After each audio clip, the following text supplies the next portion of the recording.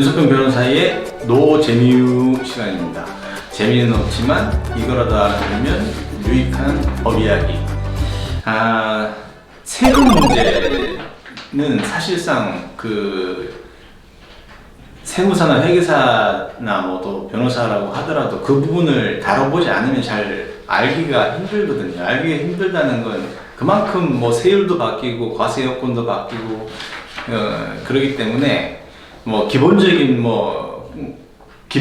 국세 또는 지방세, 법인세, 소득세, 뭐 부가세 뭐 이런 것들에 대한 개념은 이제 다들 알고 있지만 구체적으로 전부 다 시행령, 시행규칙 이런 것들로 하기 때문에 그때그때마다 뭐 다릅니다. 하여튼. 근데 이게 지금 말씀드린 건 이제 회생 절차에서 조세가 있고 조세 등 청구권이라고 해가지고 조세에 준해서 처리하는 청구권들이 있거든요. 세금 한번 불러볼까요? 이제 조세 등 청구권이라 그러면 법인세, 부가세, 소득세, 과태료, 그 다음에 국유재산 사용료, 국민건강보험료, 국민연금, 고용보험료, 그 다음에 산재보험료, 원천징수되는 조세, 교육세, 농어촌 특별세, 별의별 세금이 다 있습니다. 나쁜 나라죠. 예, 제가 봤을 때 나쁜 나라라고 생각합니다. 근데 어쨌든 근데 이게 조세채권은 기본적으로 국세징수법하고 그 다음에 지방세징수법, 지방세는 국세 10% 정도 나오거든요. 이런 것들을 합쳐서 조세 등 청구권이라고 회생 절차에서는 말하고 있습니다.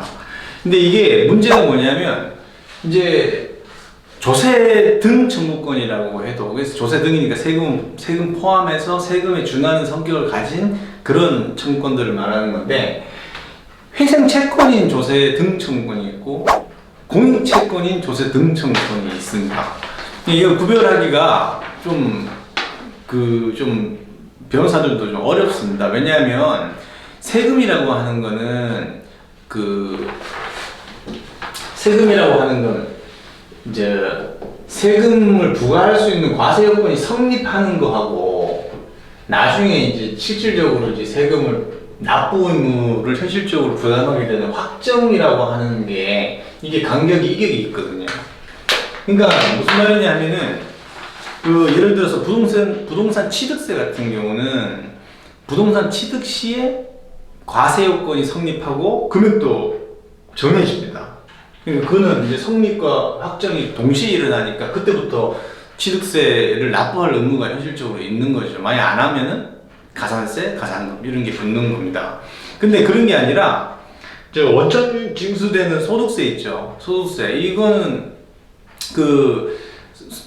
소득이 발생하면 과세 요건이 성립하는 거지만 소득금액 변동 통지서가 송달될 때 성립하거든요. 예. 그러니까 확정 과세 요건이 성립할 때하고 이격이 있죠. 예. 그래서 그 부분 사이에 성립과 확정 사이에 개시결정이 났냐 아니면 뭐 확정된 후에 났냐 뭐 성립 이전에 났냐 이거가 이제 시점에 따라서 이제 처리가 달라집니다.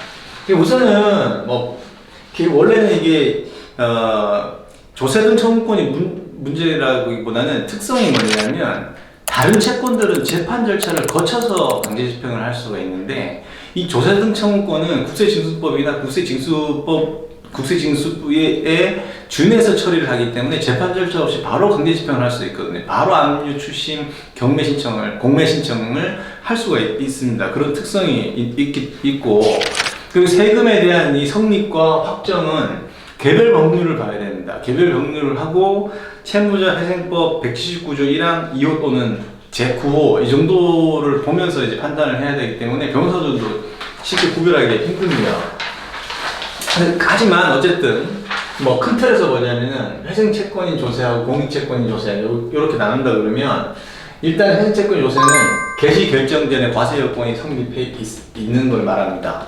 그리고 공익 채권은 개시 결정 후에 과세 요건이 성립하고 개시 결정 후에 납부 기한이 도래하는 거는 이제 공익 채권인 조세에 해당하고, 효과 면에서는 이제 회생 채권자에 준해가지고 절차에 참가하고 진술도 하고 그렇습니다. 근데 공익 채권인 조세는 뭐 조분류도 하지 않습니다. 그냥 조세 등청 그러니까 회생 채권자조 뭐 이런 거 그러니까 담보권자조 이런 데 들어가지를 않고 회생 채권인 조세는 신고도 해야 되고요. 그리고 목록에 기재가 안 돼 있거나 신고 안 하면 실권이 됩니다. 권리가 상실됩니다. 그리고 이제 공인채권인 조세는 신고도 필요 없고 실권되지 않습니다. 그리고 이제 취소 대상이 부인권 대상이냐? 회생채권인 조세는 다른 상거래 금융기관 이런 대여 채무라든지 이런 거하고 똑같은 지위에 있기 때문에 이것만 변제하면 편파 변제에 해당해서 취소 대상이 될 수도 있습니다. 그런데 이제 공인채권인 조세는 회생채권보다 우선해서 변제를 받게 되잖아요. 그래서 이거는 공인채권인 조세를 변제하는 것은 이제 납부하는 것은 유효해서 취소 대상이 되지 않습니다. 의결권 문제인데 회생채권인 조세는 의결권이 있습니다. 근데 공인채권인 조세는 의결권이 없습니다. 공인채권이 의결권이 없거든요. 왜냐하면 공인채권은 회생 계획에 따라서 변제받는 것이 아니라 수시로 변제받는 채권이기 때문에 그렇습니다. 어쨌든 이 세금 문제는 회생을 신청한 회생 계획을 짤 때 세금은 이제 10년간 회생은 변제를 하잖아요.